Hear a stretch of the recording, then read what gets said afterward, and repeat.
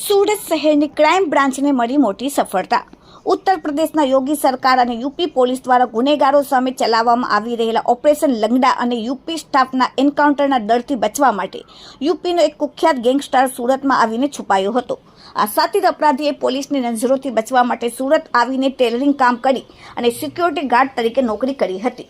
જોકે સુરત શહેર crime બ્રાન્ચે technical અને હ્યુમન ઇન્ટેલિજન્સના આધારે પલસાણાથી આ ડેન્જર ગેંગસ્ટર 2 અત્યંત આધુનિક પિસ્તોલ અને 6 જીવતા કારતૂસ સાથે દબોચી લીધો।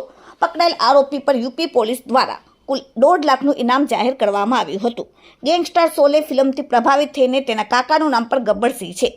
પોલીસ સકંજામાં આવેલા આરોપીનું અસલી નામ આનંદસિંહ ઉર્ફે શોલેસિંહ ઉર્ફે સચિનસિંહ અશોકસિંહ ઠાકુર ઉંમર 26 છે, જે મૂળ ઉત્તર પ્રદેશના જોનપુર જિલ્લાના લખનૌવા ગામનો વતની છે। આનંદસિંહ ઉત્તર પ્રદેશના જોનપુર અને પ્રતાપગંજ વિસ્તારમાં પોતાનો સિક્કો જમાવવા અને મોટો બાહુબલી બનવા માંગતો હતો। આ માટે તેણે છેલ્લા 10 વર્ષથી પ્રયાસ શરૂ કર્યા હતા। તેણે હથિયારોના જોરે આખા વિસ્તારમાં આતંક મચાવવા માટે અલગ અલગ અપરાધીઓને ભેગા કરીને એક આખી ગેંગ બનાવી હતી, જેનું નામ શોલેસિંહ જોનપુર વાળા ગેંગ રાખવામાં આવ્યું હતું। અપરાધી Anandsinh બોલિવૂડની all time blockbuster film શોલેથી ભારે પ્રભાવિત થયો। તેને પોતાનું નામ પર બદલીને આનંદસિંહ ઉર્ફે શોલેસિંહ રાખી લીધું। નવાઈની વાત તો એ છે કે આ આરોપીના સગા કાકાનું નામ પણ ગબ્બરસિંહ છે। શોલે ફિલ્મના પાત્રો અને ડાયલોગ્સથી પ્રભાવિત થઈને આનંદસિંહે આખી ગેંગનું નેટવર્ક ઊભું કર્યું અને જોનપુરના મોટા વેપારીઓ, બિલ્ડરો તેમજ પ્રતિષ્ઠિત વ્યક્તિઓને ટાર્ગેટ કરતો હતો। તે વેપારીઓને ફોન કરીને કરોડો રૂપિયાની ખંડણી માંગતો હતો। સુરત એડિશનલ સીપી કરણસિંહ વાઘેલાએ જણાવ્યું કે આનંદસિંહ ઉર્ફે શોલેસિંહ ઉત્તર પ્રદેશના અલગ અલગ 5 જેટલા ગંભીર ગુનાઓમાં વોન્ટેડ છે, જેમાંથી 4 ગુના અટેમ્પ્ટ ટુ મર્ડર, હત્યાની કોશિશ અને એક ધમકીનો છે। 2025માં તેના મિત્ર નીતેશ તિવારીના ભાઈ પર થયેલા હુમલાની અદાવત રાખીને આનંદસિંહે તેના સાગરીતો સાથે મળીને સોનુ ઉપાધ્યાયના ઘરે જઈને તેના પર 3 રાઉન્ડ ફાયરિંગ કર્યું હતું। આ સિવાય તેમજ બક્સામાં જમીનમાં સેફટી પેટે એક બંગાળી ડોક્ટર પાસે 50 લાખની ખંડણી માંગી હતી। ન મળતા ડોક્ટર પર 5 રાઉન્ડ ફાયરિંગ કરીને પગમાં ગંભીર ઈજા પહોંચાડી હતી। વધુમાં તેમણે કહ્યું કે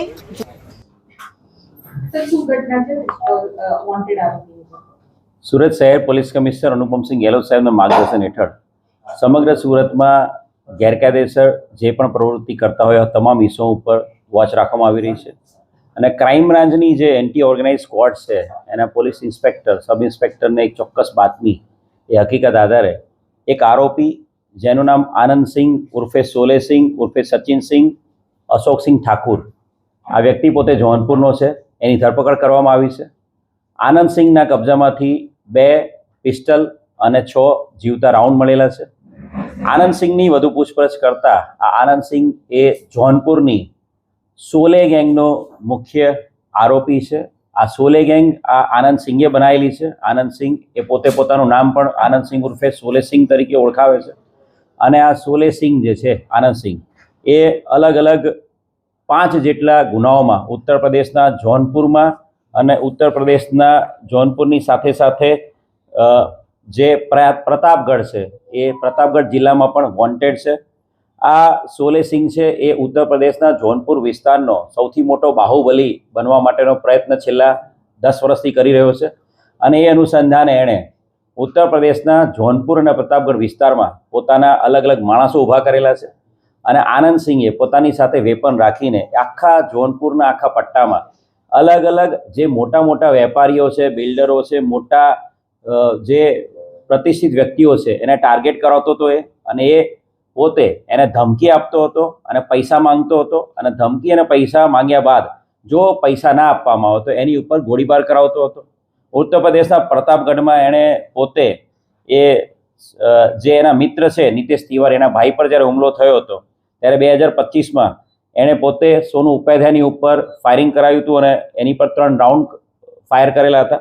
સાથે સાથે જોનપુર બદલાપુરમાં પણ સેન્ટ ઝેવિયર સ્કૂલના પ્રિન્સિપલ જોસેફ એની ઉપર 3 મહિનાની અંદર 2 વખત એણે હુમલો કરાવ્યો હતો।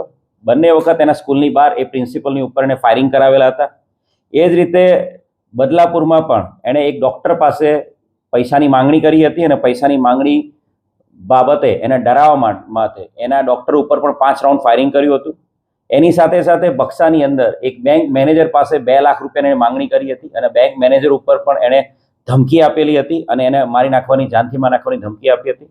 કુલ 5 જેટલા ગુનાઓમાં, જેમાંથી 4 અટેમ્પ્ટ ટુ મર્ડર છે અને 1 ધમકીનો ગુનો છે, એવા 5 જેટલા ગુનાઓમાં છેલ્લા લાંબા સમયથી આનંદસિંહ ઉર્ફે સોલેસિંહ, જે સોલે ગેંગનો મુખ્ય સૂત્રધાર છે, એ વોન્ટેડ હતો અને એને પકડવા માટે અત્યાર સુધીમાં ઉત્તર પ્રદેશની પોલીસ પણ સુરતમાં 2-3 વખત મહેનત કરી ચૂકેલી છે, પરંતુ છેલ્લા ઘણા સમયથી ડીસીપી ક્રાઇમ બ્રાન્ચ રોજિયા સાહેબના માર્ગદર્શન હેઠળ સમગ્ર ક્રાઇમ બ્રાન્ચની ટીમ આની અંદર એક્ટિવ હતી અને ચોક્કસ ટેકનિકલ ઇન્ટેલિજન્સ અને હ્યુમન ઇન્ટેલિજન્સ આધારે પલસાણા ખાતેથી આરોપીને પકડી પાડવામાં આવ્યો છે. આરોપીના ગુનાહિત ઇતિહાસની વાત કરીએ તો આરોપી વિરુદ્ધમાં 2018માં મર્ડરનો પણ એક ગુનો દાખલ થયેલો છે અને એની સાથે સાથે એની વિરુદ્ધમાં આર્મ્સ એક્ટના ગુનાઓ પણ ત્યાં જોનપુર અને બક્સામાં દાખલ થયેલા છે. ખૂબ મોટી સફળતા ઉત્તર પ્રદેશ જોનપુરના આ સોલે ગેંગના મુખ્ય સૂત્રધાર આનંદસિંહને પકડવામાં ક્રાઇમ બ્રાન્ચને મળી છે અને સુરત શહેરની અંદર કોઈ પણ પ્રકારના ક્રાઇમને અંજામ આપે એ પહેલાં ચોક્કસ ઇન્ટેલિજન્સ અને ટેકનિકલ ઇન્ટેલિજન્સ આધારે આ આરોપી પકડી પાડવામાં આવ્યો છે.